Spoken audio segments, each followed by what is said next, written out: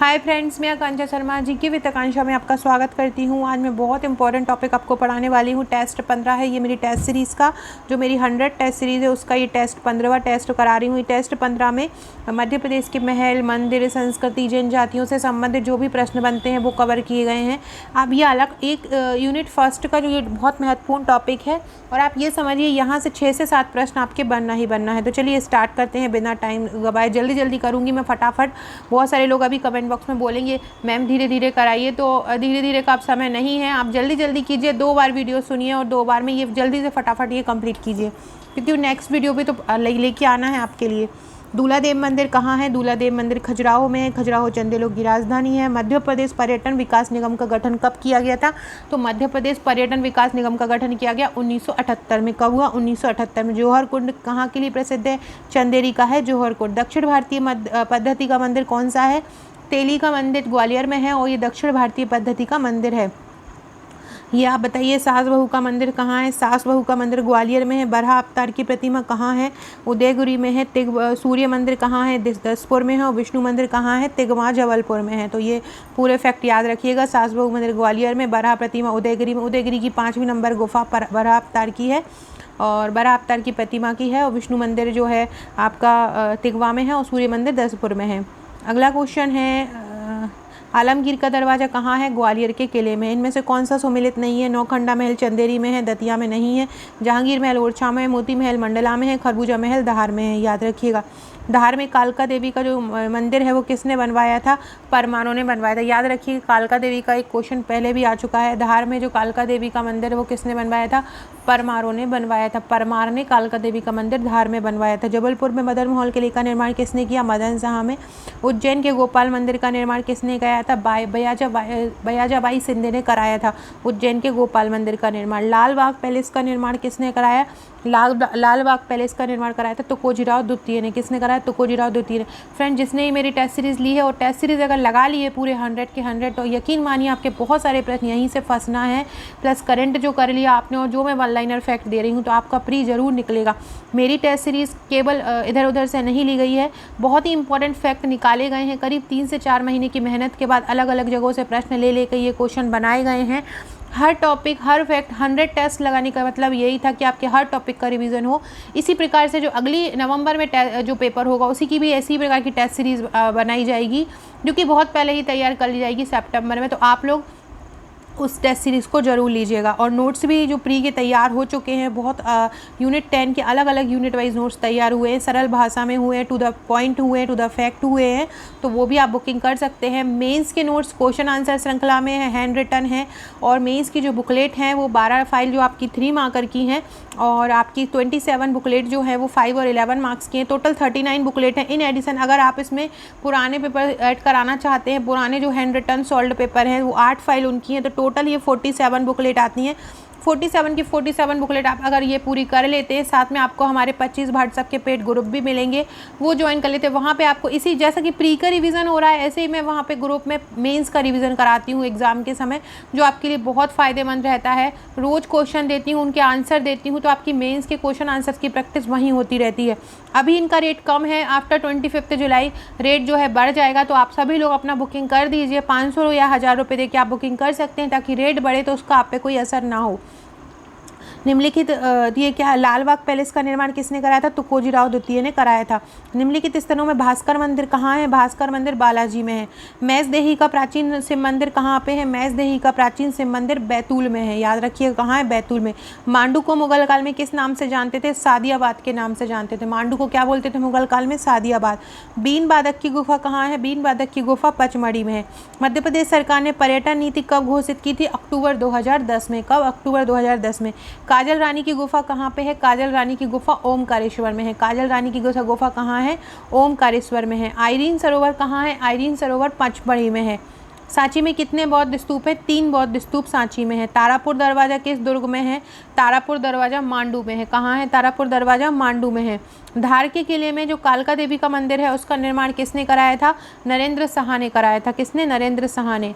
कंकाली देवी का मंदिर किस जिले में है? कंकाली देवी का मंदिर शहडोल में है। कहाँ है? शहडोल में। तो ये ध्यान रखिए। कंकाली देवी का मंदिर कहाँ है? शहडोल में है। शारदा देवी का मंदिर कहाँ है? मैहर में है। बाजना मठ का तांत्रिक मंदिर जबलपुर में है। सूर्य मंदिर उन्नाव में है। अगला क्वेश्चन है, बघेलिन महल कहाँ है? ये बच्चे से नहीं है, बघेलिन होगा। तो बघेलिन महल कहाँ है? मंडला में है। खरबूजा महल कहाँ है? धार में है। जहांगीर महल ओरछा में है। और इत्रदार महल रायसेन में। ये इत्रदार नहीं है, इत्रदार महल है। इत्रदार महल रायसेन में है। उदयगिरी की किस गुफा में बराह अवतार का चित्रण? मैंने अभी ऊपर बताया था, गुफा नंबर 5 में। मध्य प्रदेश की कौन सी गुफाएं बौद्ध चित्र के प्राण कही जाती हैं? बाघ की गुफाएं। कौन सी? बाघ की गुफाएं। मारा की गुफाएं कहाँ है? सिंगरौली में है। मारा की गुफाएं कहाँ है? सिंगरौली में। भर्तृहरि की गुफाओं का निर्माण किसने किया था? परमार वंश ने। भर्तृहरि की गुफाओं का निर्माण किसने किया था? परमार वंश ने। कौन सी गुफाएं भीमबेटका गुफाओं के समान है? मृगेंद्रनाथ गुफाएं जो रायसेन में है वो भीमबेटका गुफाओं के समान है। बधाई क्या है? बधाई बुंदेलखंड का लोकगीत है। क्या है? बुंदेलखंड का एक लोकगीत है बधाई, याद रखिएगा, लोकगीत है। मालवांचल का लोकनाट्य क्या है? माच। विश्व प्रसिद्ध भैरवगढ़ जो छीप शिल्प है वो कहाँ पे प्रसिद्ध है? उज्जैन में है। अब ये बताइए, गुड़िया शिल्प कहाँ है? मिट्टी शिल्प कहाँ की है? बाघ शिल्प कहाँ की है? लाख। तो इनमें बताना है कौन सा होगा। तो गुड़िया शिल्प ग्वालियर में है। गा से गुड़िया, गा से ग्वालियर। मिट्टी शिल्प बैतूल में है। तो या लिखो बैत की मिट्टी है। तो मिट्टी शिल्प कहाँ पे है? बैतूल में है। बाँस शिल्प कहाँ है? बाँस शिल्प मंडला और झाबुआ में होती है। मंडला में रखी जाती है बाँस है ना। झाबुआ झाड़ू से याद रखिएगा बाँस। तो मंडला में और झाबुआ में बाँस होता है। लाख शिल्प कहाँ होता है? इंदौर और उज्जैन। उमरिया अगर यहाँ होता तो उमरिया ऑप्शन आ जाता लाख का। अगला क्वेश्चन है, रीना नृत्य। रीना नृत्य जो है गौंड जनजाति का नृत्य है और इसको किस नाम से जाना जाता है? इसको तपाड़ी बोलते हैं।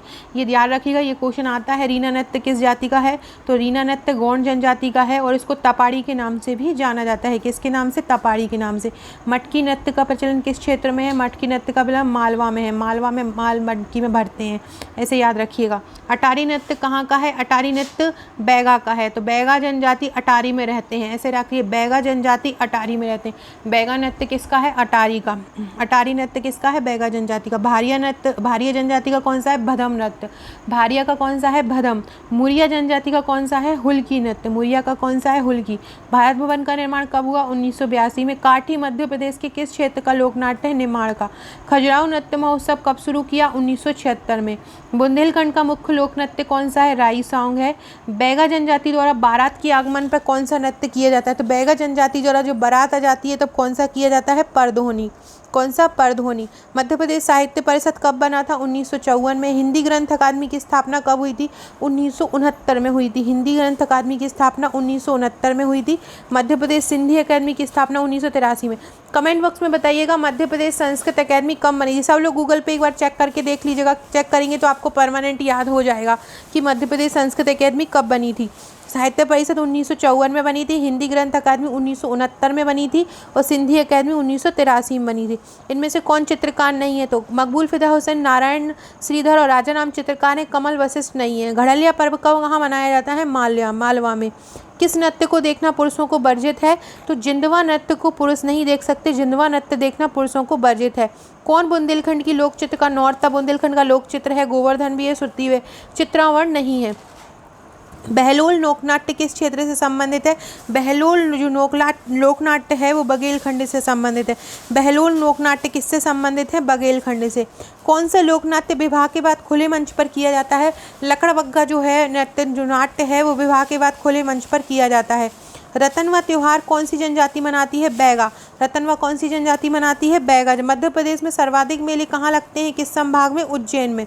कौन सा सुमेलित नहीं है? कान्हा भावा का मेला कहाँ लगता है? होशंगाबाद में।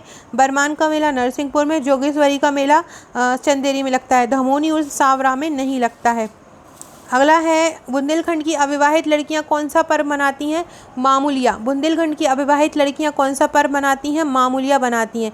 चकित है दुख किसकी रचना है? चकित है दुख भवानी प्रसाद मिश्र की रचना है। किसकी है? भवानी प्रसाद मिश्र की। किस जिले में ब्रजभाषा नहीं बोली जाती है? टीकमगढ़ में नहीं बोली जाती है। बाकी मुरैना, ग्वालियर में, भिंड में बोली जाती है। ये सब उत्तर के हैं, उत्तर के पास ब्रज है तो वहाँ बोली जाती है। टीकमगढ़ में नहीं बोली जाती। सर्वाधिक कौन सी भाषा बोली जाती है मध्य प्रदेश में? बुंदेलखंडी।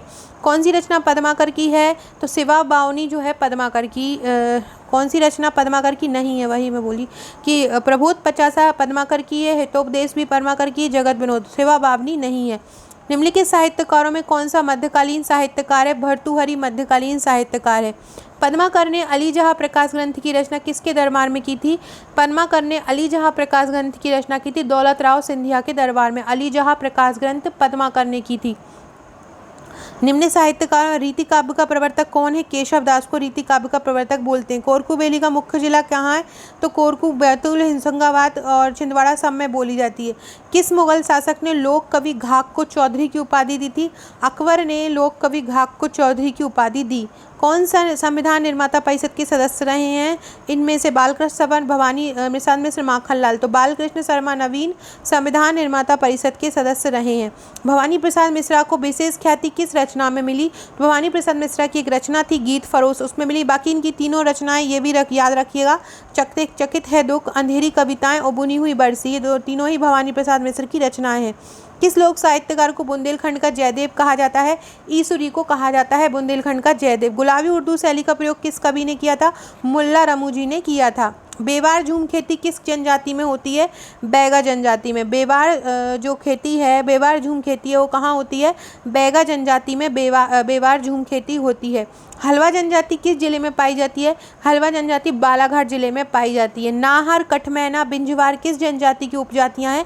बैगा की। याद रखिएगा, नाहर, कठमैना और बिंजवार किसकी हैं? बैगा की। ये फिर सुमेलित करना है, ये किसका कौन सा नृत्य है? तो मुड़िया का कौन सा नृत्य है? छेलरा। कोरकू का कौन सा है? चटकोरा। बंजारे जनजाति करते हैं गरबा और भारिया करती हैं कर्मा। तो ये हर की जाति के साथ सही नृत्य लगे हुए। मुड़िया का छेलरा, कोरकू का चटकोरा, बंजारे का गरबा, भारिया का कर्मा। भारिया का क्या? कर्मा। अगला है मध्य प्रदेश की कुल कितनी जनजातियां? मध्य प्रदेश में लगभग 46 जनजातियां पाई जाती हैं। मध्य प्रदेश में देश की कुल जनजाति, अनुसूचित जनजाति का कितना प्रतिशत है? अनुसूचित जनजाति का 21%। मध्य प्रदेश देश की कुल अनुसूचित जनजाति का कितना है? 21.6% है। और एससी की अगर बात की जाए तो 21% जो है अनुसूचित जनजाति है, और लगभग 15% जो है अनुसूचित जाति है। तो याद रखिएगा, 15 अनुसूचित जाति है और 21.6 जनजाति है। तो ये 21 कीजिएगा, इसको जनजाति 21 है। नवंशीय रूप से गौंड जनजाति किस प्रजाति से संबंधित है? Proto Australoid. गौंड जनजाति नवंशीय रूप से किससे संबंधित है? प्रोटो ऑस्ट्रेलाइड से है। गोंड जनजाति किस भाषा की परिवार की है? गोंड जनजाति द्रविड़ियन भाषा परिवार की है। किसकी? द्रविड़ियन भाषा परिवार की है। आदिवासी और हरिजन कल्याण विभाग की स्थापना कब हुई थी? 1965 में हुई थी। आदिवासी और हरिजन कल्याण विभाग की स्थापना कब हुई थी? 1965 में। किस जनजाति की उप जनजाति परियार और भूमियाँ हैं? गोंड जनजाति। कोई क्वेश्चन अगर फ्लो में कोई आंसर गलत हो जाता है तो एक बार कमेंट बॉक्स जरूर चेक कर लीजिएगा। थोड़ी देर बाद मैं कमेंट बॉक्स में उसका आंसर सही करवा देती हूँ। किस जनजाति की उप जनजाति परियार और भूमियाँ हैं? तो गौंड जनजाति की हैं। किसे विश्व में प्रथम कंघी के आविष्कारक के रूप में जाना जाता है? बंजारा जनजाति को जाना जाता है। कौन सा इसमें से सही है? सही नहीं है। बंजारे गरबा करते हैं, कोरकू चटकोरा करते हैं, मुड़िया छेरता करते हैं, भारिया रीना नहीं करते। रीना गौंड जनजाति करती है। रीना किससे संबंधित है?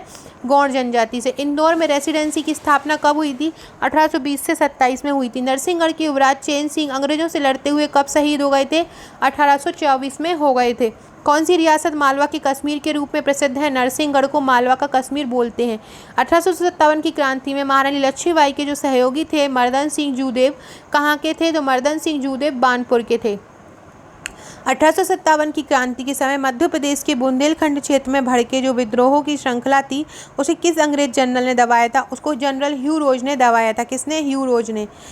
किस वीरांगना ने अंग्रेजों से सशस्त्र संघर्ष करते हुए महिला सैनिकों की सशस्त्र टुकड़ी का गठन किया था और महिला सैनिकों को कर्नल की उपाधि दी? महिला सैनिकों को कर्नल की उपाधि दी थी रानी लक्ष्मीबाई ने। तात्या टोपे को फांसी कब दी गई? तात्या टोपे को फांसी दी गई थी 18 अप्रैल 1859 को दी गई थी। इसके बाद है इंदौर में 1857 में सादत खां के विद्रोह के समय रेसिडेंट कौन था? ड्यूरेंट था। कौन था? ड्यूरेंट। खजुराहो में स्थित लक्ष्मण मंदिर किस देवता को समर्पित है? खजुराहो में जो लक्ष्मण मंदिर है वो किस देवता को समर्पित है? विष्णु को। साहित्य के मुक्तिबोध समारोह का आयोजन कहाँ किया गया? साहित्य के मुक्तिबोध समारोह का आयोजन भिंड में किया गया। कहाँ? भिंड में। 1857 की क्रांति के समय ग्वालियर में सिंधिया वंश के राजा कौन थे? 1857 की क्रांति के समय थे जिवाजीराव सिंधिया। कौन थे? जिवाजीराव। 1857 की क्रांति के समय भीमा नायक के अंग्रेजों के संघर्ष के समय कब क्रांतिकारियों ने मंडलेश्वर दुर्ग पर कब्जा किया? 22 अगस्त 1959 को। 22 अगस्त 1859 को किया। 22 अगस्त 1859 को जो 1857 की क्रांति के बाद भीमा नायक ने क्रांतिकारियों के मंडलेश्वर दुर्ग जो भीमा नायक के अंग्रेज़ों के संघर्ष के समय क्रांतिकारियों ने मंडलेश्वर दुर्ग पर कब्जा कब किया था? 22 अगस्त 1859 को किया था। अगला है किसके नेतृत्व में टूरिया जंगल सत्याग्रह हुआ? टूरिया जंगल सत्याग्रह दुर्गा शंकर मेहता के नेतृत्व में हुआ था। किस स्वतंत्रता संग्राम में महादेव तेली किस आंदोलन में शहीद हुए थे? मध्य प्रदेश के स्वतंत्रता संग्राम में महादेव तेली किस आंदोलन में शहीद हुए थे? भारत छोड़ो आंदोलन 1942 में हुए थे। किसमें? भारत छोड़ो आंदोलन 1942 में महादेव तेली शहीद हुए थे। किस रियासत में निरंकुश शासन से मुक्ति और लोकप्रिय शासन की स्थापना के लिए नारायण दास खरे ने आंदोलन किया? बमोरी में। बमोरी रियासत में नारायण दास खरे ने आंदोलन किया। फ्रेंड, डिस्क्रिप्शन बॉक्स में व्हाट्सएप और टेलीग्राम ग्रुप, फेसबुक और इंस्टा की लिंक मिलेगी, वहां से जुड़ जाइएगा। 1920 में हुए कसाई खाई आंदोलन का नेतृत्व किसने किया? माखनलाल चतुर्वेदी। 1920 में कसाई खाना आंदोलन का नेतृत्व किसने किया था? माखनलाल चतुर्वेदी ने किया था। इंदौर में हुए हिंदी साहित्य सम्मेलन में सम्मिलित होने के लिए महात्मा गांधी कब हुए थे? तो इंदौर में जो हिंदी साहित्य सम्मेलन हुआ था उसके लिए महात्मा गांधी आए थे 1918 में।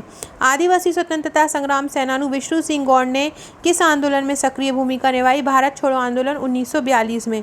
बुंदेला विद्रोह 1842 में 5 राजाओं और जमींदारों ने अंग्रेजों से संघर्ष किया था। इनमें से कौन सम्मिलित नहीं था? तो मदनपुर के दिल्लन शाह थे, हीरापुर के हृदय शाह भी थे, झीजन के बेशपत बुंदेला भी थे, बरखारी के दीवान सिंह नहीं थे।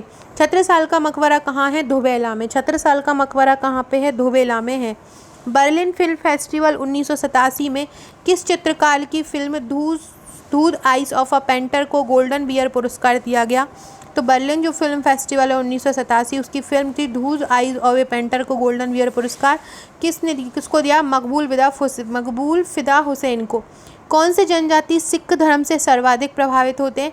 बंजारा जनजाति। गजानन माधव मुक्ति बोध जो फेलोशिप दी जाती है किस क्षेत्र में दी जाती है? साहित्य क्षेत्र में दी जाती है।